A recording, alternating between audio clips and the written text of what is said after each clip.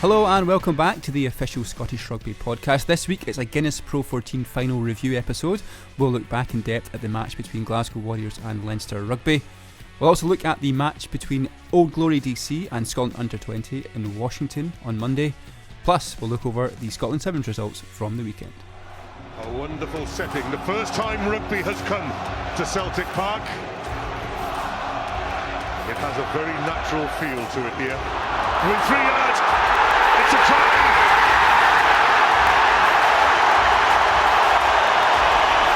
Matt Ferguson, it must be 4! Gary Ringrose, Leinster. Healy scores! It got off to a breathless start. Hogg waits. Oh, that's trouble for Carby. Long as the yellow card, up he goes. Stein, Stuart for the line. It's going in. The final lives on. Or even just to clear it off the park. The final whistle goes. No Al this week. Yeah, it's just Mossy, Linz and myself here in the podcast studio at BT Murrayfield. Now we're going to obviously look at the big match of the weekend, Glasgow against Leinster at Celtic Park. We were all there, involved in some capacity, and there's a lot of talking points there. Mossy, you were there with Premier Sports the weekend, weren't you? I saw you outside in your TV coat. Yeah, it was. I really enjoyed it actually. Wasn't he? He was looking very smart actually. I was just trying to stay warm and dry. You were outside in the rain though. I think you didn't have an umbrella when I saw you. I know.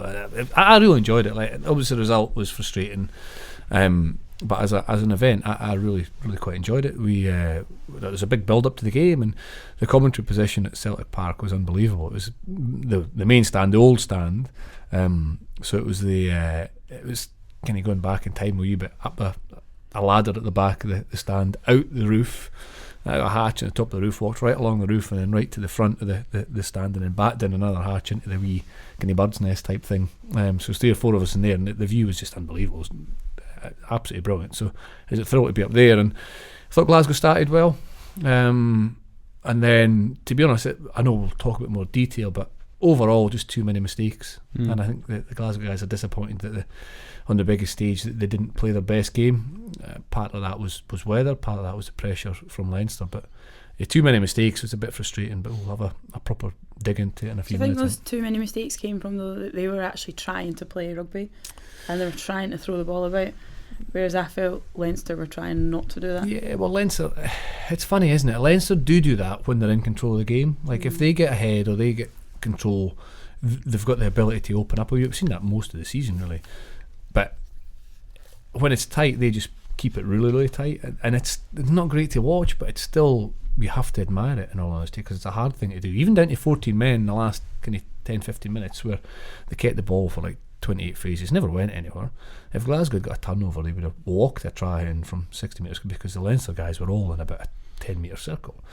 That's what they do, and that's what made them successful. But the mistakes from Glasgow probably came a wee bit from that, certainly the conditions. But and this will probably sound to most people as a bit silly, but I think Glasgow tried to do the right thing.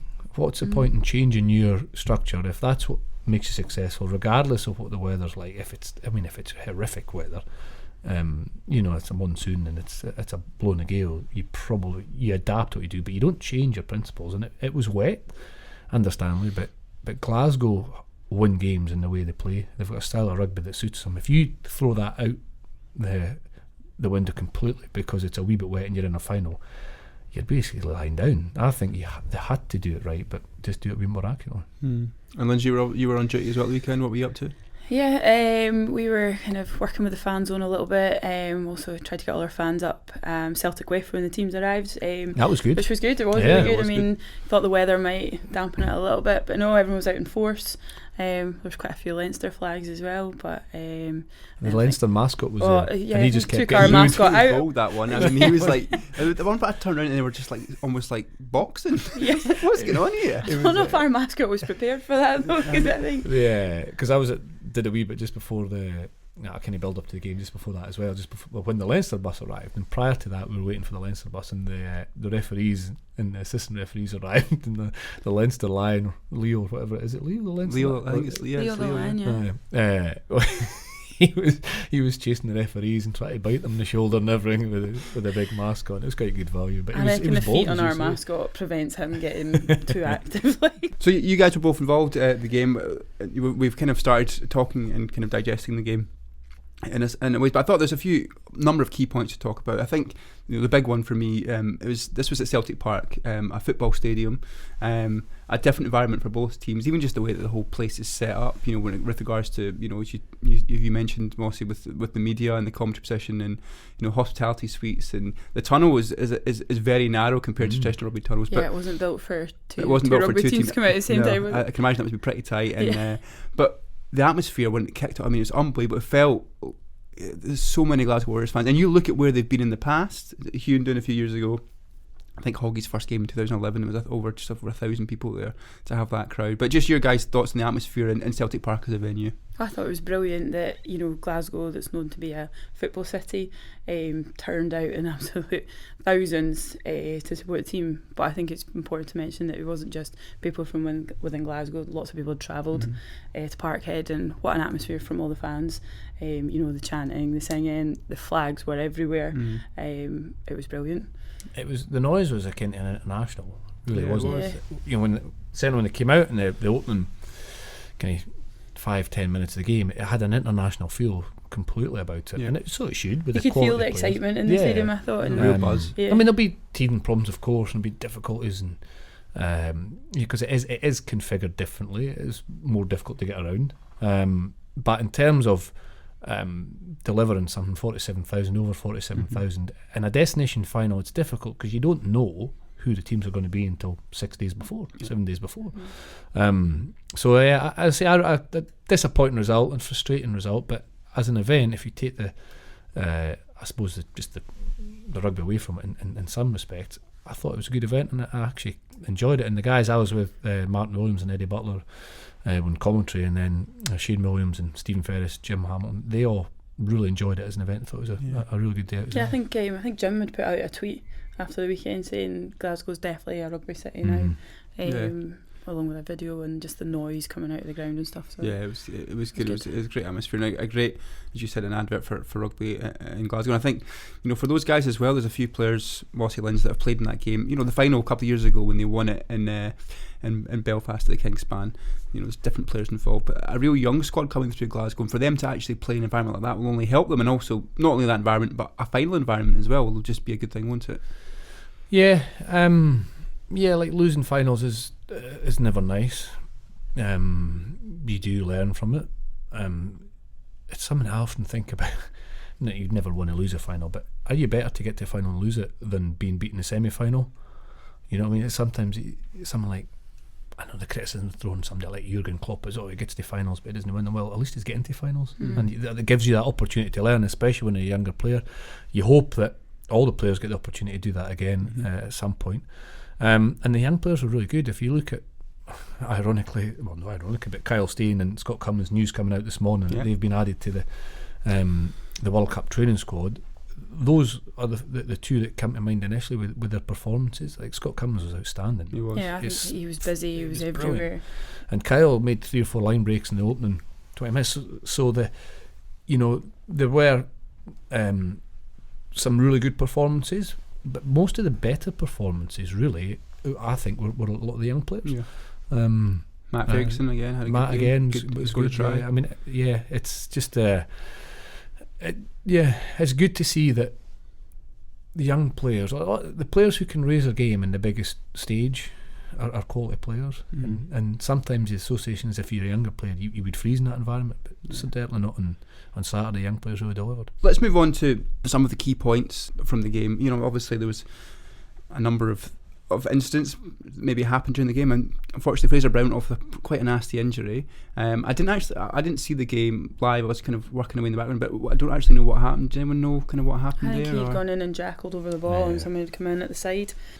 Yeah, as Lindsay said, in that jackal position and just got hit from the side, and you can double back over your own leg, and it's never nice to see. And even like showing the replays difficult, and the directors came to the headphones and said, "Listen, be careful with this because it may not look too good." But it was a bad one. I just hope he's okay. I've never heard. I think the positive was he was back out. He was the tunnel and into the dugout. He was, and he was on pitch at full time. Yeah, he was on the pitch at full time. But I don't think we it's know a hard the extent one. of that. Like again, I think maybe going off tact a bit here, but it's a real area of contention, that body position in terms of injury and how you're going to protect. And the main fear is often head or neck because you're so vulnerable in that position to be cleared out or rolled out. But you get a lot of bad lower limb injuries as well. I think it's because you have to get so low to get into that position to be over that ball. It's such a difficult position. I just wondered if the laws change. I mean, I thought, was it the start of last season, there was a kind of proposal put that if you're the first arriving player and you get your hands on the ball, that's fine. But as soon as someone else hits you or there's contact, you have to let go of the ball. And they were trying to promote the idea that if you got into that jackal position, you were in there for as short a time as possible in order to steal the ball. So you actually take the ball back with you. But if you're only there as a defending player to slow the possession down or stop the attack retaining possession, seen as quite a negative thing, and it's exposing you for a lot longer. So the idea was that if you can get in, win the ball and get out, fine. But if you get in, get your hands on the ball, and as soon as there's contact, somebody come to clear, you have to let go of the ball. It might be time to look at that again. I don't know, because it's a nasty injury. But and Leinster, I think, don't know what you think, Lindsay, just immediately after the scrum from the restart, it almost looked as if they'd said to each other in the huddle, "Listen, this injury would have rocked Glasgow a wee bit in terms of just the time, the 2 or 3 minutes it takes to get around the shock of one of your teammates." It's also, he plays quite an important role in that team as well. He's one of the leaders. He's experienced. He played in the last final that they won. That type of leadership. And a very good player as well. Yeah, he's brilliant. But I think I wouldn't be too surprised if Leinster said, right, this set play, really go for it, go for the kill, go for it. Because and maybe there's a bit of experience in there as well that naturally you're at the restart of the game after an injury like that, your focus may not just be exactly what it is, refocus, but it looked as if Leinster really targeted that and went for it. Grant did well though, didn't he? Yeah, he did. That try as well. And he's quite similar players in terms of how they play, kind of equally comfortable in back row and dynamic and quick, and he did well, Grant, because that's a we all know about young players. That's a baptism of fire coming. It's a big occasion coming on, but it didn't bother him. He's had to step up, hasn't he, because of George's injury, and came on. He scored the try. I don't know if you saw it, but he threw the ball away. DTH going mental behind him, because there was about 6 to 8 minutes, and he scored it, and he just wanted to celebrate. A young guy threw it up in the air, and DTH just like, "What are you doing? 78 minutes. 78 minutes. Sorry. It's all right. Keep me on your toes, Jim. Plus 10. Now, one of the main talking points of the weekend was that tackle in there involving Stuart Hogg. Now, I actually went out to watch it. That's the only part of the game I really saw, those 5 minutes of the game that I saw live. And I think I kind of got the crowd got behind me a little bit, and I was uproaring. I was screaming for a red card. We've had time to reflect on it. Mossy, I think you said on commentary the reason it was a yellow was because he landed on his shoulder. That's what you said on TV. But you've seen it again a couple of times. What's your stance on it now? It's close, isn't it? It's close. I think it's it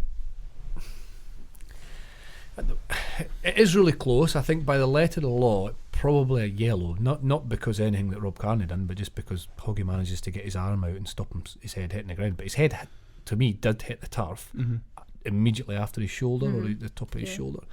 So I think the law states for a red card it has to be head or neck, direct contact with the ground first, and there's not a lot of distance between where his shoulder hit and where his head, so you're talking minimal. So it's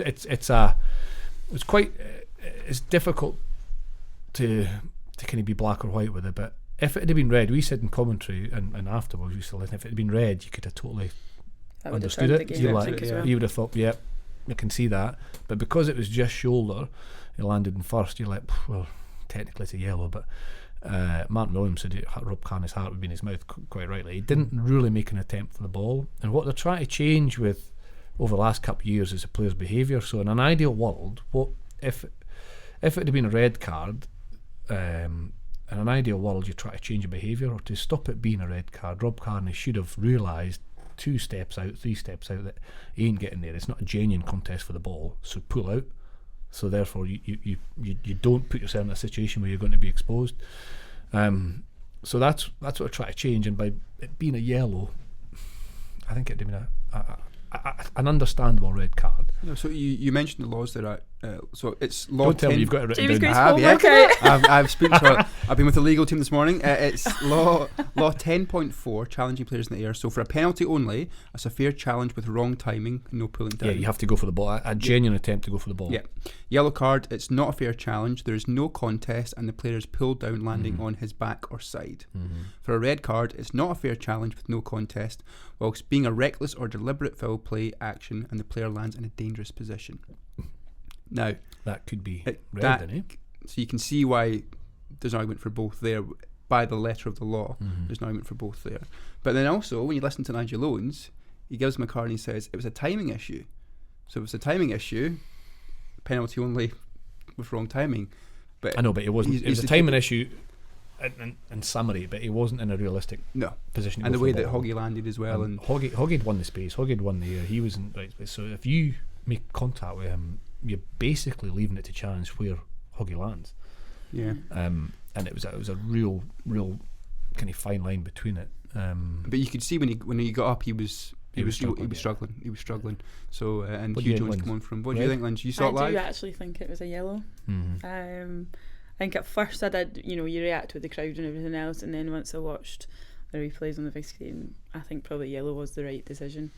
Just. Though, yeah, just. But like you said, if it was a red, you wouldn't. No, I either would be or. complaining.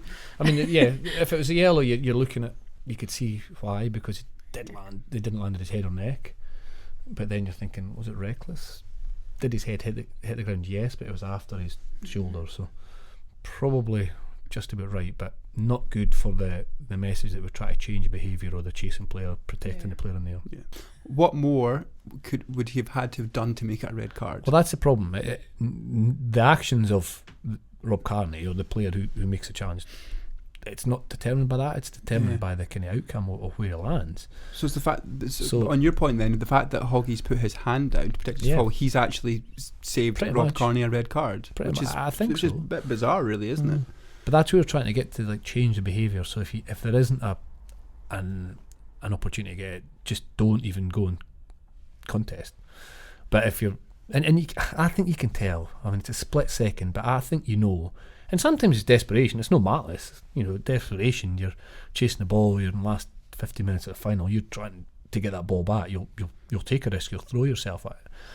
So it's not as if you're going and thinking, I'm going to accelerate and wipe this guy out. I don't believe that. But even if it's just a metre too long, you're still going to risk it. But that's the behaviour you're trying to change in order to protect players. Other things, what could you do?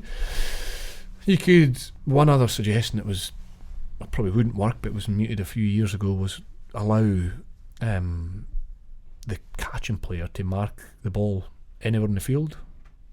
So rather than just inside your 22. So I'm not sure I'd be a fan of that. well, if you kick it and it's too long, or it's just too long, you mark it. You've got a free kick. So maybe in some ways it's saying, would it stop contestable kicks? But then actually would We are it almost stopping that increase? anyway. Well, would it increase more? Because then if you caught the Because- ball being in the defence, you would then get a You would get a free free kick. kick. Yeah. So it actually would. Yeah, it's But actually we- you've been rewarded for a bit of skill. But then would the kickers just kick it a wee bit shorter, so there's less chance of the defending player marking it? So do you actually fuel the problem? Yeah. You don't know. Grubbers everywhere.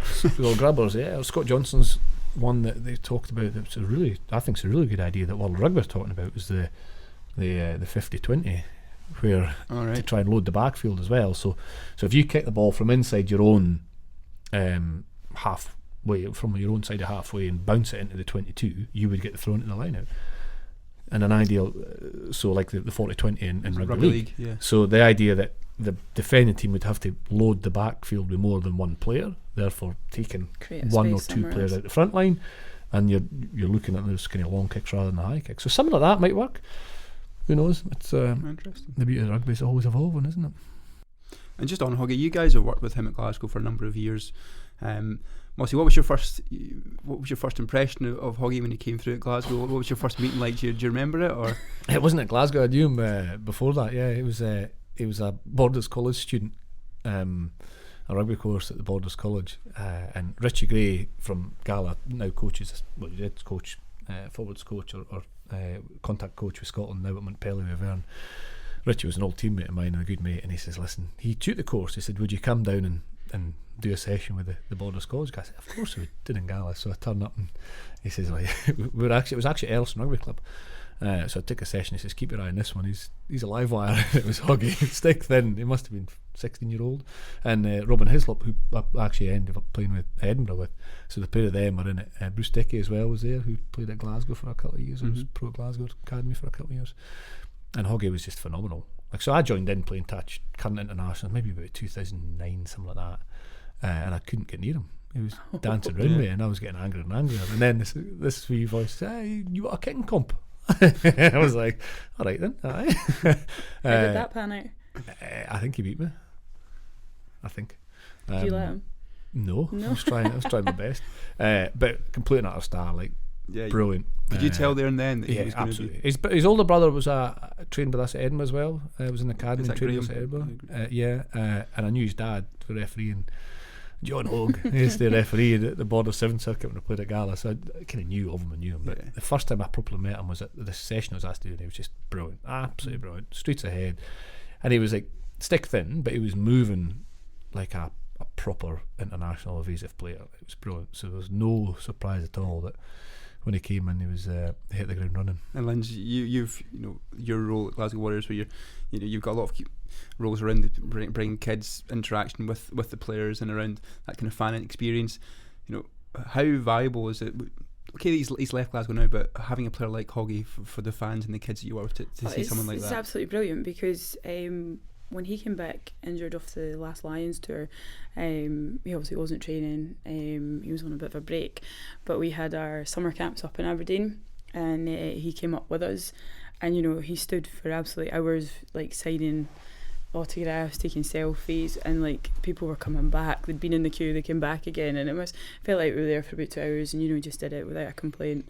He likes it though. He does like, and he's good at it as well. Yeah, he's such enthusiastic. Not even just with the kids, he's good with all ages, the adults, and he speaks really well as well. So he comes across, really, really well, and he's likeable as well. So I think for what he's achieved as well, he's still very grounded. He's very down to earth. Yeah, he's down to earth. He's very easy to talk to, and he'll treat you or anyone like the same. He's not one of those people that you meet in other forms of life where there's any career, the higher up they go, maybe the more distance to become. If anything, he's brilliant, and what an ambassador. But for Glasgow, what a switch goes in him when he trains and plays though. Like, he is the stereotypical daft laddie and absolute hoot, brilliant lad. You need somebody like that in a team sometimes if it gets too serious. Well, for me anyway, if it got too serious, as soon as he trains, bang, that's it. And he's he's proper hard when he has to be, and he's right on it, and he's so determined. You can see the emotion coming through him. He is an emotional person,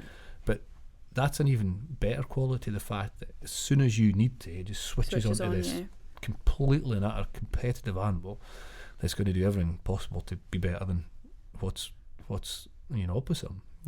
And he'll be a success, of course. It will be down at Exeter. I hope he's a success. I know he'll be a success, but probably a good move for him. Do you think? I don't know much about the Glasgow Premiership. I don't watch it that often, but Exeter, he talks about how it's going to be a good move for him. Did they play a similar style to Glasgow? What's it going to be that's going to help Hoggy either develop his game or? I think it's a different environment for him because he's known Glasgow for so long, and the club and background staff, everything there. I think it'd be good for him to be in a different environment where he's to challenge himself. Yeah, they're top team. Yeah, they're the top team, Exeter, and his mindset, like anything, will be like, I'm going down there to get in the team. They've got some fantastic players, but he'll not think, I'm just going down there to play. He's going to show that he's better and he deserves to be there. Exeter they can play a quick brand of rugby. They do play a quick brand of rugby from quite deep, but the closer they get to the opposition line, they tend to just kind of go pretty direct and keep possession. But some of the players, Henry Slade, you can imagine some of the distribution for him if he's in the midfield. He's got Jack Noel, Ollie Devoto, I think, is down there as well. So there's distributors in that midfield that'll definitely play him into the game a wee bit more. Maybe get this guy in the game.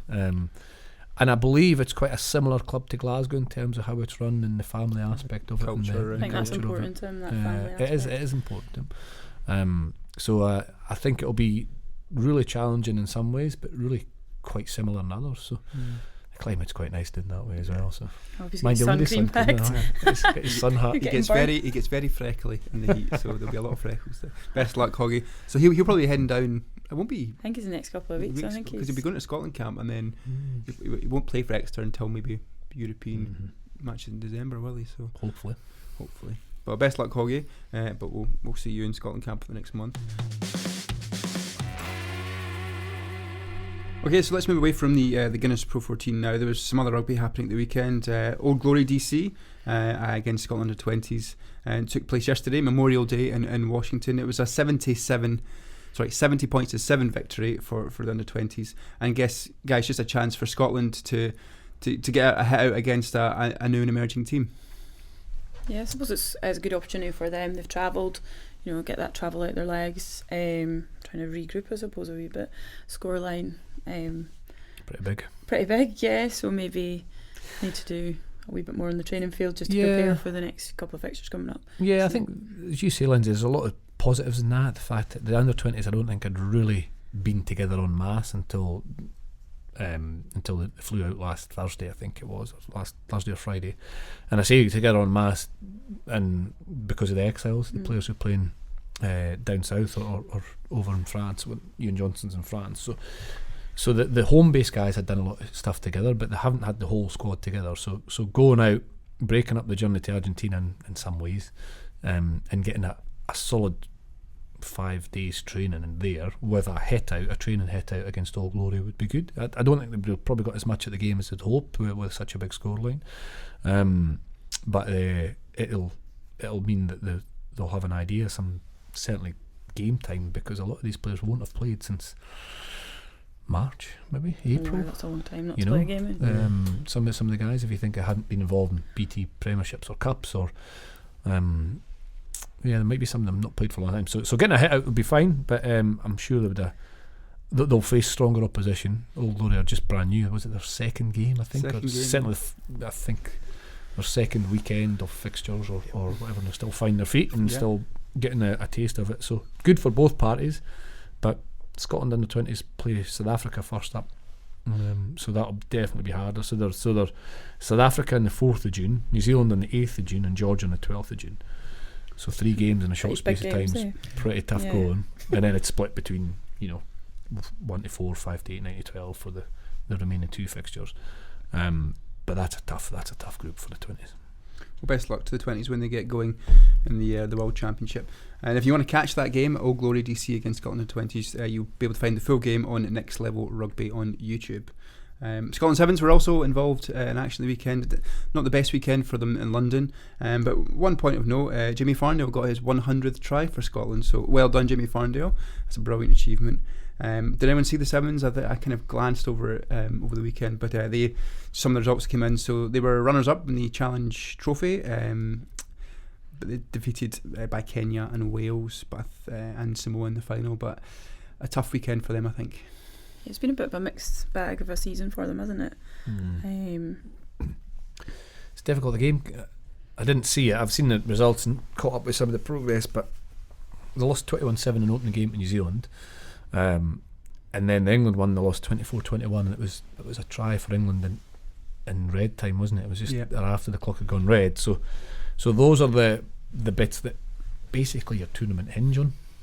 If you come out on top of that, and then Ireland was the last pool game, they're defeated quite heavily by Ireland, 43-12. But we see it every week, the intensity of Sevens and the ability to kind of perform for 2 days is really, really difficult.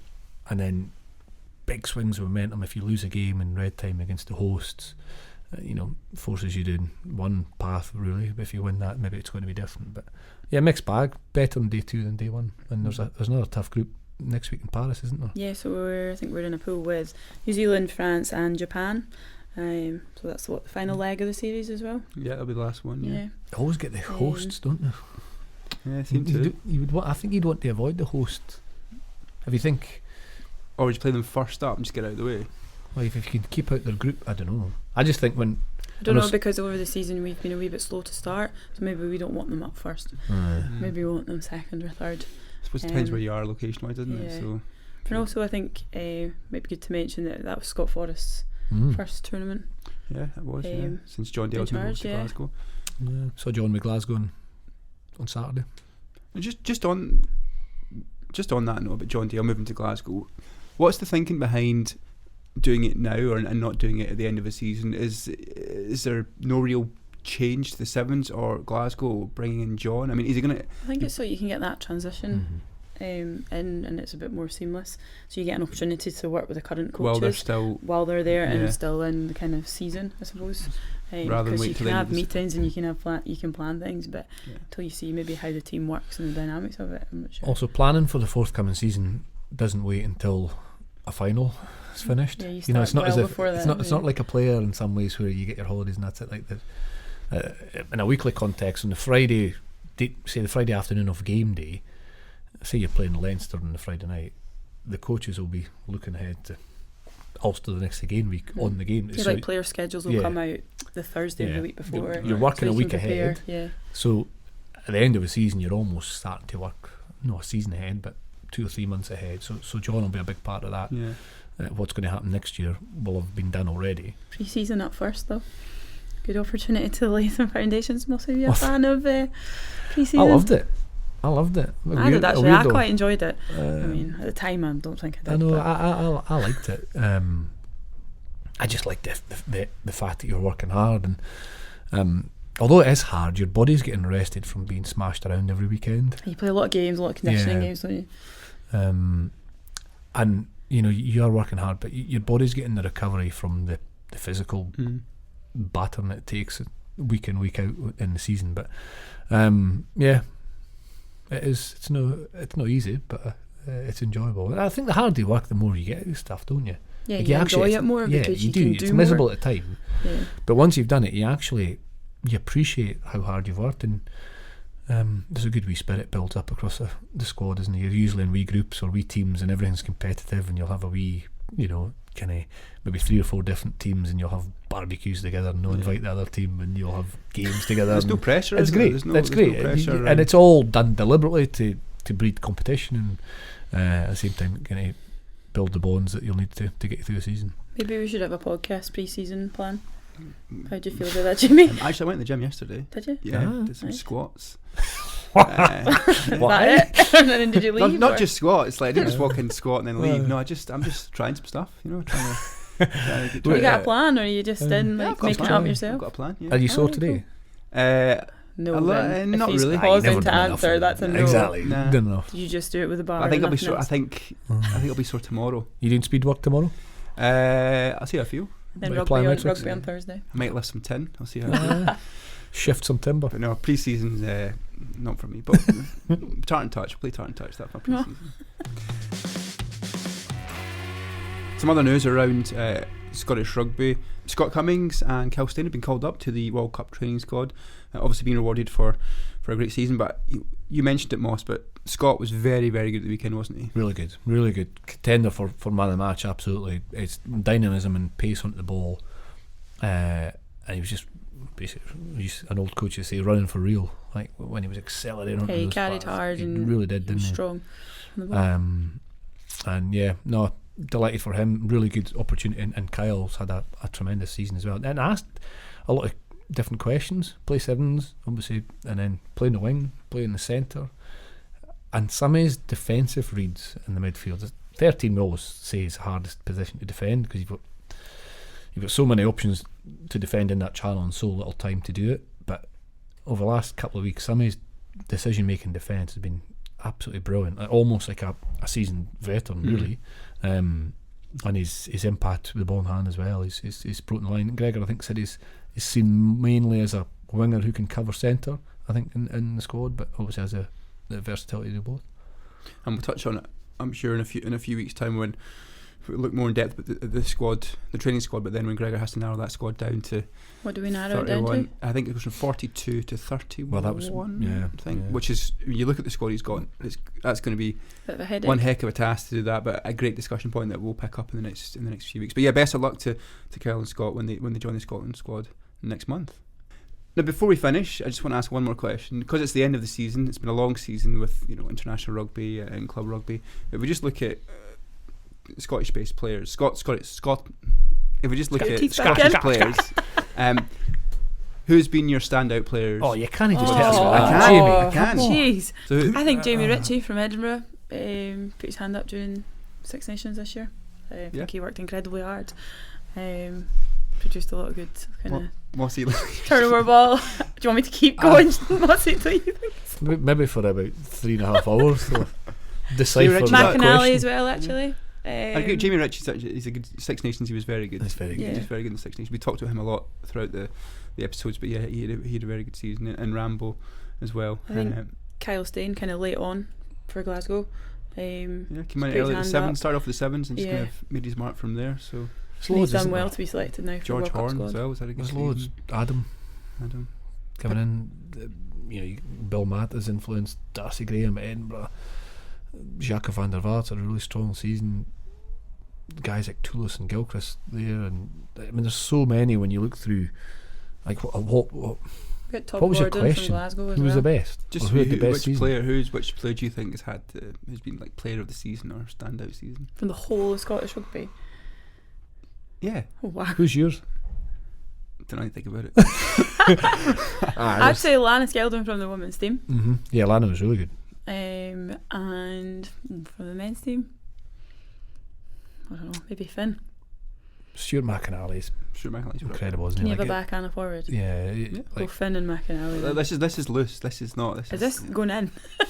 Like, I just think of, I suppose, here's me now trying to figure out or quantify an answer.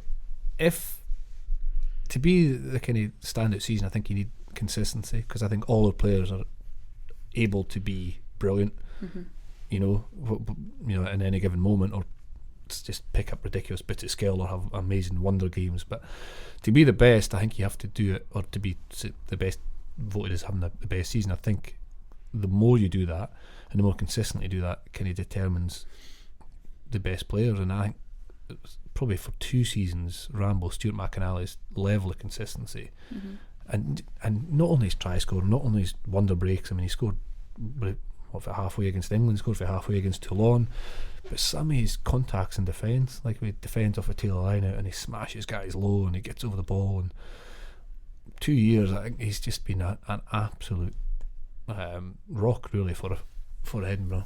Johnny Gray and deserves a bit of a Scotland. mention for his defensive efforts. I think I saw a tweet the other day that said he's on average of a 93% tackle completion rate. He's made over 2,000 tackles for Glasgow now, and after 6 seasons he's maintained a tackle completion rate of 98%. Oh, sorry. You have done homework this week. I have done my research this week. amazing. So I actually forgot I had that. He's been stat, away for so many I weeks. know, He's been exactly. doing all his homework. But no, yeah, 98% tackle rate since his time at Glasgow, and over 2,000 tackles. So That's a lot of tackles. that's the reason I was asking the question for player of the season. 'Cause Hamish you as gotta well. I think of some of the impact Hamish has had. There's That so 20-minute many. performance against. I know, who's we he? keep going back to that, but there's so many, isn't there? Young, old, experienced. Hoggy, I mean, look at Hoggy's brought. I mean, every time you think of someone else, you could make a case for them, which I suppose is a real positive, isn't it? Like if we knew exactly who was the best player without thinking about it, you've not got the depth that you want. And I still believe, like, with the World Cup coming up as well, there'll be maybe players that we don't know too much about that can have a big impact, and that's exciting.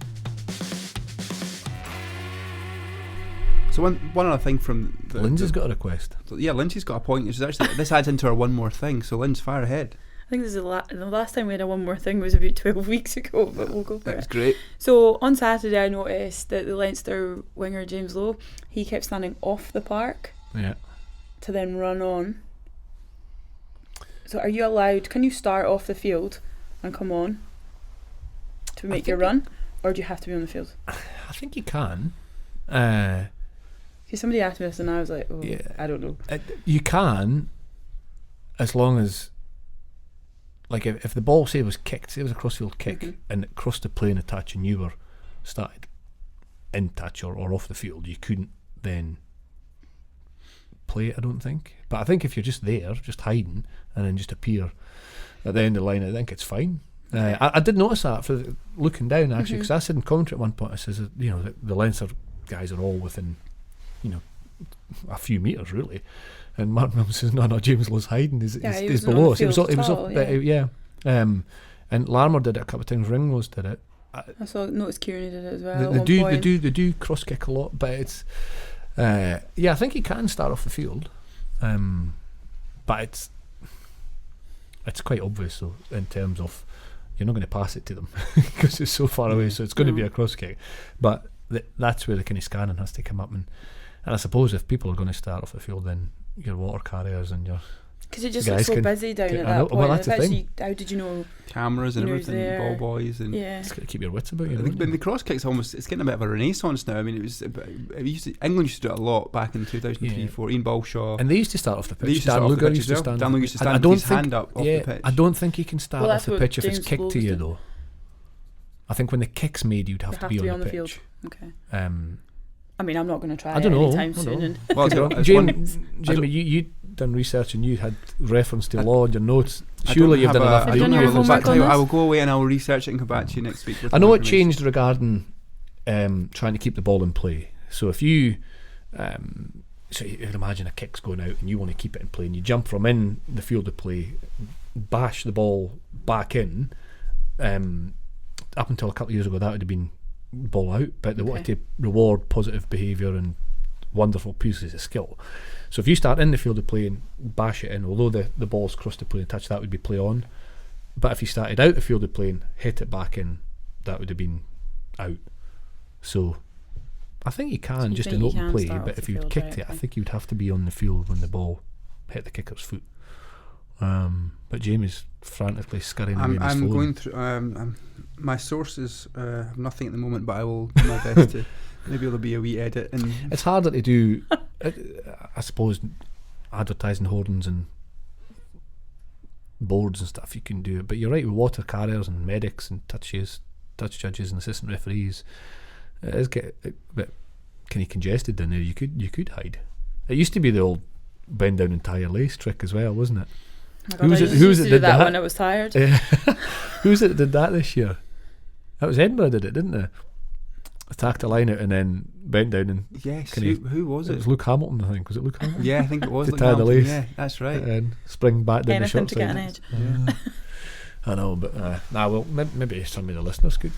If anyone knows, get in touch, comment on the podcast or on iTunes or on Podbean. But I'll do some research, find out next week. And you do that, Jamie. And thanks very much for listening. Don't forget to subscribe and like on whatever platform you listen to. We'll be back next week with more exclusive content here on the official Scottish Rugby podcast.